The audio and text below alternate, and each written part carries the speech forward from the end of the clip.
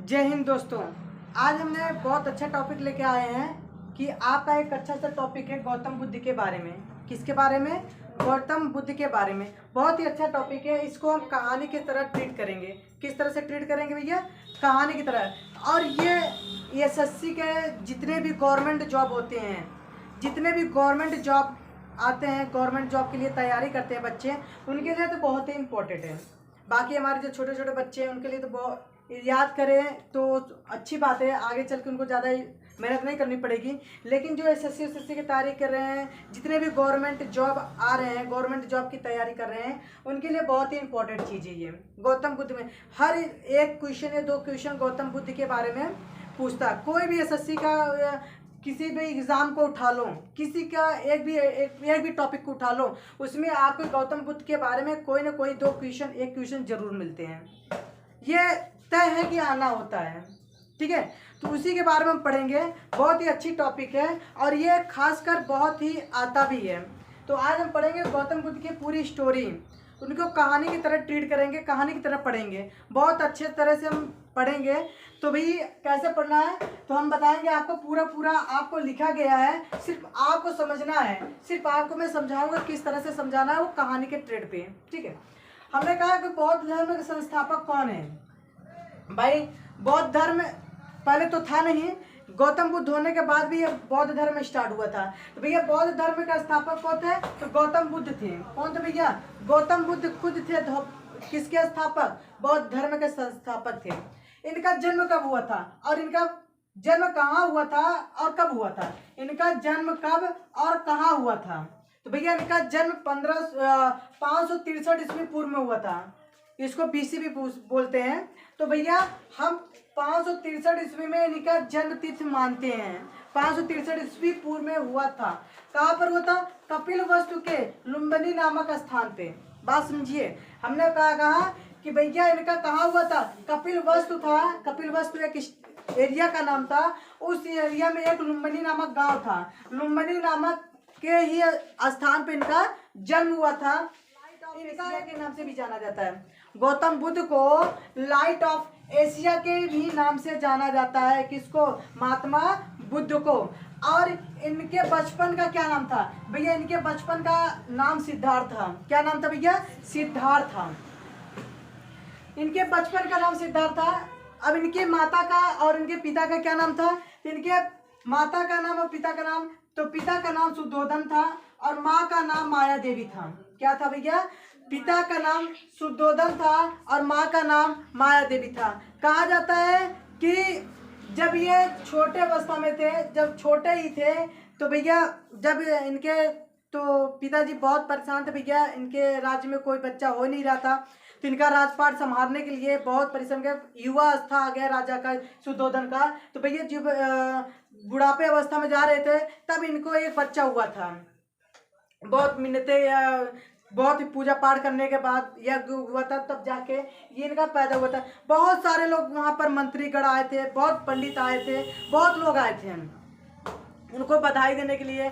और उनसे ये पूछा गया कि भैया, सभी लोगों ने हाथ देखा, बहुत राजा, तो जितने भी वहाँ के पंडित लोग आए थे, जितने भी पंडित आए थे, सारे लोग इनका हाथ देखा करते थे। मतलब इनकी भविष्य के बारे में पूछते थे कि भैया ये क्या होगा, इनका आगे क्या करेंगे, ये क्या कर सकते हैं। तो भैया सभी लोगों ने देखा, बहुत लोगों ने बताया और बोला कोई राजा का राजपाट करेगा, कोई बोला कि ये सन्यासी बन जाएंगे। तो बहुत लोगों ने बहुत कॉन्सेप्ट निकाला, लेकिन एक छोटे से पंडित थे, मतलब ज़्यादा नहीं, छोटे कद के ही थे और छोटा बच्चा ही, मान लो छोटा बच्चा ही था।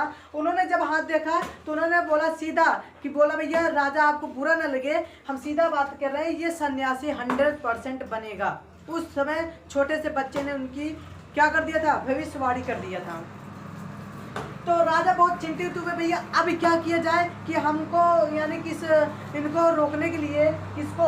सिद्धार्थ को रोकने के लिए क्या किया जाए कि भैया ये मतलब कि ये साधु ना बन सके, ये किसी चीज़ का यानी कि आगे ना जा सके। तो इन्होंने राजा ने बताया, उस पंडित ने बताया कि जब तक इनको सार्वभौमिक सत्यता का ज्ञान नहीं होगा तब तक ये यानी कि इनको हर एक मोह माया के जाल में यानी कि हर सुख संपत्ति का हमेशा इनको सुख ही दिखाई देना चाहिए। इनकी किसी चीज़ की दिक्कत ना आए, किसी चीज़ का दिक्कत ना आए। अगर इनको किसी चीज़ की दिक्कत आ गई तो समझ लेना उस दिन से इनके माइंड को कन्वर्ट हो सकता है और ये सन्यासी बन सकते हैं। तो इनके लिए एक महल तैयार किया गया, स्पेशलिस्ट महल बनाया गया था जिसमें हर सुविधा का यानी कि हर सुविधा अब मतलब बनाया गया था, जिसमें वो रहते थे न। उस बगीचे में पेड़ पौधे जितने भी थे हरे भरे रहते थे, उसका एक पत्ता भी सूखता था तो जितने भी मालिक थे उस पत्ते को उठा के बाहर फेंक देते, यानी कि उसके अंदर कोई भी दुख का बोध नहीं होता। सारे लोग नवयुवक थे, जवान थे, वहाँ पर भरे पड़े होते, कोई बुढ़ा आदमी वहाँ पर नहीं था। इस तरह से अगर वो छोटी भी चीज़ देखते तो वो हमेशा कन्वर्ट हो जाते। एक दिन उनको जिद हुई, बड़े हुए, तो बड़े होने के बाद उनकी कितने 16 वर्ष की आयु में थे ये। अब यहाँ पर देखो, अब यानी कि जब इनके पैदा हुए थे तो कब कितने वर्ष के थे। इनका ध्यान इनकी माता का नाम माया देवी का क्या हो गया था, यानी इनके माता का नाम माया देवी का देहांत हो गया था, स्वर्गवास हो गया था। तब ये बड़ी दिक्कत में थे, इनको पता ही नहीं था। तो इनके 7 वर्ष के युवा में तो इनकी एक सौतेली माँ हुई की थी, यानी इनकी एक सौतेली माँ जो इसका पालन पोषण किया। किसका? सिद्धार्थ का पालन पोषण उनकी सौतेली माँ ने किया। उनका नाम था प्रजापति गौतमी था। क्या नाम था भैया? प्रजापति गौतमी था उनकी सौतेली माँ का नाम। इन्होंने ही सिद्धार्थ के 7 वर्ष की उनकी माँ गुजर गई थी तो उनका लालन पालन किया। ठीक है, तब वो जैसे जैसे बड़े होते गए तो उनको एक राजमहल बनाया गया, उसके अंदर रखे गए। तो भैया उनमें क्या था, 16 वर्ष की आयु में इनकी क्या हो गई थी, विवाह हो गया। कितने वर्ष की? 16 ही वर्ष में इनका विवाह कर दिया गया। इनकी पत्नी का नाम यशोधरा था। इनकी पत्नी का क्या नाम था? यशोधरा था। और इनके बच्चे का नाम क्या था? राहुल था। क्या नाम था भैया? राहुल था। ये क्या थे? ये अपना सारा सुख भोग कर रहे थे। तभी अचानक इनके माइंड में आया भैया हम महल के बाहर चलेंगे, घूमेंगे, देखेंगे, सारी स्थिति को परखेंगे। तो राजा ने मना किया, भाई नहीं, बाहर नहीं जा सकते, ये सब दिखते हैं, मत जाओ। तो उन्होंने जिद कर लिया, नहीं मुझे जाना ही है। तो क्या हुआ, तो राजा ने एक दिन पहले आदेश दे दिए कि भैया कोई बूढ़ा आदमी रोड पे नहीं दिखाई देगा। कोई भी चीज़ जितने भी इनके दिक्कतें आ सकती थी उन्होंने पहले ही साफ करवा दिया, नगर को साफ करवा दिया, नगर को सुरक्षित करवा दिया, सब कुछ एकदम बढ़िया मतलब सजा हो जा दिया कि कोई दिक्कत ना हो। जब वो आगे बढ़ते हैं तो एक दिन जब निकलते हैं तब बाहर जब जाने के लिए जिद कर देते हैं, तो जब बाहर जाते हैं तो उनका एक साथी था, वो साथी उनको लेके जाता था। जैसे कि आपने रामायण देखा होगा, महाभारत देखा होगा, उसमें एक सारथी होता है। जैसे कि अभिमन्यु और मान लो क्या कहते हैं, अर्जुन के सारथी कौन थे?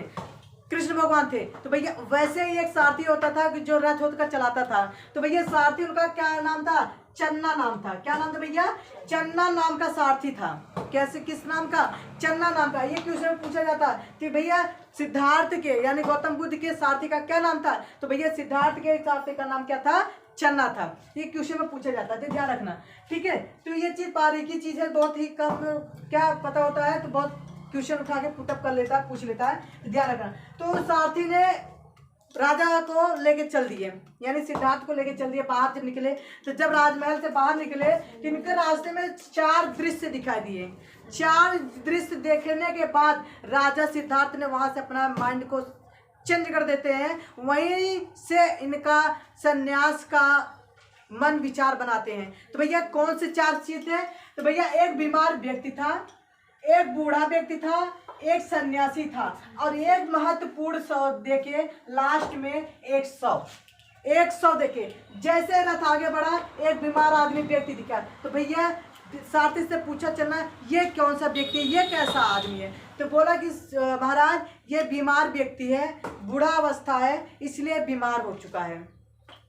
तो राजा सोचने लगे, फिर आगे बढ़े, फिर आगे देखा एक बूढ़ा व्यक्ति दिखाई दिया। तो भैया बोले कि ये कैसा व्यक्ति है तो जिसको यानी कि ये सब क्या हो चुका है। तो भैया उन्होंने देखा, बताया कि ये बूढ़ा व्यक्ति है, उसके बाद बताया कि ये बीमार व्यक्ति है। वही बूढ़ा आदमी क्या होता है, अवस्था क्या होती है, जब इनका कमज़ोर हो जाती है बीमार होना स्टार्ट कर देते हैं। फिर आगे जाते हैं तो एक सन्यासी दिखता है। तो भैया ये क्या करते हैं, कहते हैं कि चन्ना कहते हैं कि भैया ये ऐसा व्यक्ति है, ये दुनिया के हर मोह माया को त्याग कर अपना स्वस्थ यानी कि जीवन व्यतीत कर रहा है, जिससे कोई इनसे किसी चीज़ का मोह माया नहीं होता है। फिर आगे जाते हैं, उन्होंने एक शव देखा, तो बोला कि ये क्या है, इसको 4 आदमी क्यों लेके जाया जा रहा है। तो उन्होंने बताया कि महाराज इनकी ये आदमी खत्म हो चुका है, इसकी अवस्था खत्म हो चुकी है, अब इसको 4 कंधों से लेके जाया जा रहा है इसके यानी कि अंतिम संस्कार करने के लिए। तो राजा सिद्धार्थ जो थे बहुत ही गंभीरता से सोचने लगे, समझने लगे कि भाई ये सब ऐसा ही है। तो उन्होंने आए महल में काफ़ी देर तक रात भर नींद नहीं आई, बहुत परेशान हो चुके थे। तो ऐसी ऐसी चीज़ें देख कर तो उनके पिताजी बोले कि ये सब क्या। तो उन्होंने पिता से बोला कि भाई ये चीज़ सब मोह माया है, इस मोह माया को त्याग करके हम आगे बढ़ना चाहते हैं, हम इस नगर को छोड़ के हम कहीं कुछ और भी करना चाहते हैं। इसीलिए उन्होंने क्या किया, 6 वर्ष की कठिन तपस्या किया। तो ये घर से जब बाहर निकल गए, किसी को बताया नहीं। रात की इनकी पत्नी यशोधरा सो रहे थे, इनके बच्चे रात सो रहे थे। तो रात के ही समय सब सोते ही है, ये क्या किए, ये घर से क्या किए, महल से निकल चुके थे। तो चन्ना से बोले भैया हमें कहाँ यहाँ तक ड्रॉप कर दो, यहाँ तक मुझे छोड़ दो। तो भैया उन्होंने क्या किया, चन्ना को लेके आए। कुछ रास्ते तक जब बीच के रास्ते तक पहुँचे तो वहाँ से सारथी चन्ना बोला कि भैया महाराज हम आपके तन मन से चलने के लिए तैयार हैं, लेकिन हमारा जो है जो मन जो शारीरिक रूप से मैं आपके साथ चलने के लिए तैयार नहीं। इसीलिए उन्होंने सारा जितने भी अपने मुकुट या कुछ भी धारण किए थे सारा उतार के क्या किए, उस चन्ना को दे देते हैं और बोलते हैं कि लेके जाके राजमहल में दे दो। तो वो लाके राजमहल में दे देता है। तो वहाँ से वो उनका क्या करते हैं, राजा क्या कहते हैं, सिद्धार्थ चल देते हैं। कुछ दूर पहुँचते हैं तो वहाँ पर कुछ आश्रम रहता है, तो आश्रम में कुछ दिन व्यतीत करते हैं। तो उन्होंने वहाँ पर कुछ व्यतीत, तो उनको आभास हुआ कि भाई हम तो संतुष्ट हैं लेकिन पूर्ण रूप से संतुष्ट नहीं है। तब उन्होंने वहाँ से 5 शिष्यों को लेके आगे बढ़ गए, उनके 5 शिष्य बनाए। अब ये क्या हुआ था, तो ये जब आगे बढ़े थे तो उसके पहले इनकी ये थी कि उन्होंने किसी का उस समय उन्होंने किसी का यानी कि 5 शिष्य लेके चले गए थे, लेकिन बाद में ये 5 शिष्य क्या हुए थे, छूट गए थे। इन्होंने फिर क्या किया कि ये 6 वर्ष तक एक पीपल के नीचे बैठकर, कहाँ पर, तो भैया 6 वर्ष कठिन तपस्या किया बिना खाए पिए।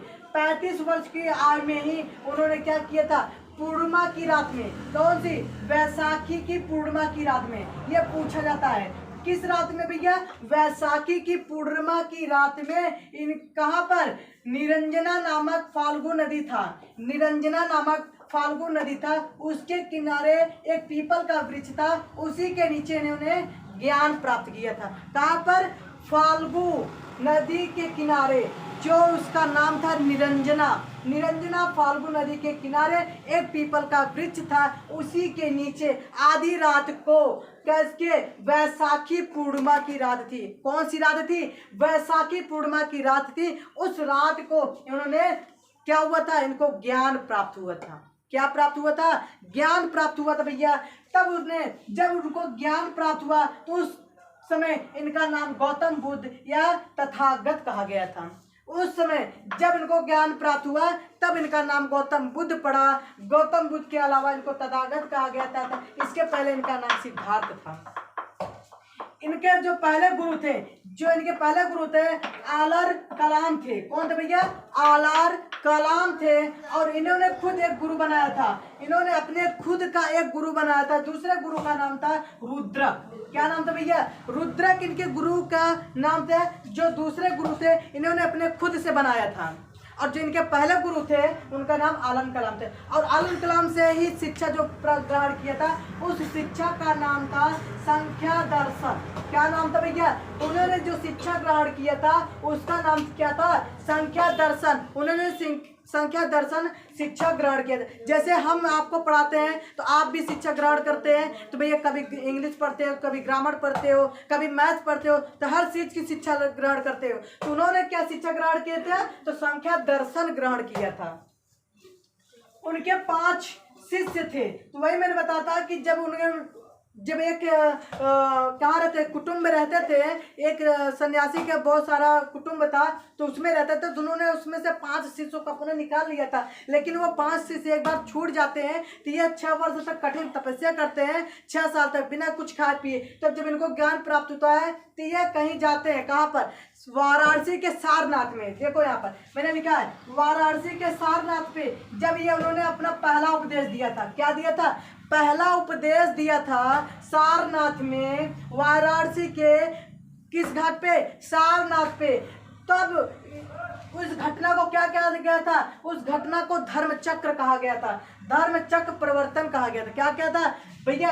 उस घटना को धर्म चक्र परिवर्तन कहा गया था। लेकिन उन्होंने वहीं पर 5 शिष्य उनके मिले थे, वहीं वो 5 शिष्य जो पुराने थे उनका क्या नाम था? तो पहला का नाम था कौंडिन्य था, वप्पा था, भादिया था, अस्मागी था और महानामा था। ये 5 शिष्य हुए थे।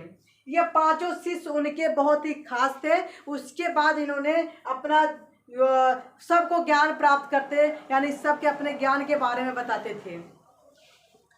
तो इसी के बेसिस पे एक कहा गया था।